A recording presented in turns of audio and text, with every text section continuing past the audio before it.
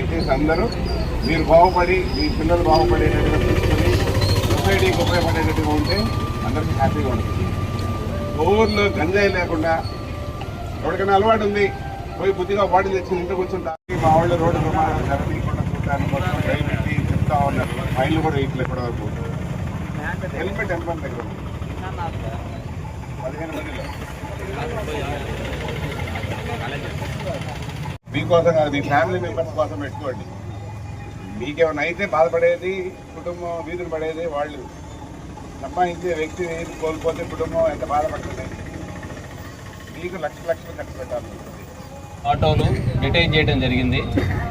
ఆ వాహనాలకు సంబంధించినటువంటి రికార్డులు తీసుకొని కోవూరు ఎస్ఐ గారిని సంప్రదిస్తే మీరు అన్నీ పర్ఫెక్ట్గా ఉంటే రిటర్న్ ఇచ్చేస్తాం. లేని ఉంటే వాటిని సీజ్ చేసి మళ్ళీ ఆర్టీఓ వాళ్ళకి అప్పచేయడం ఫర్దర్ ప్రొసీడింగ్ జరుగుతుంది.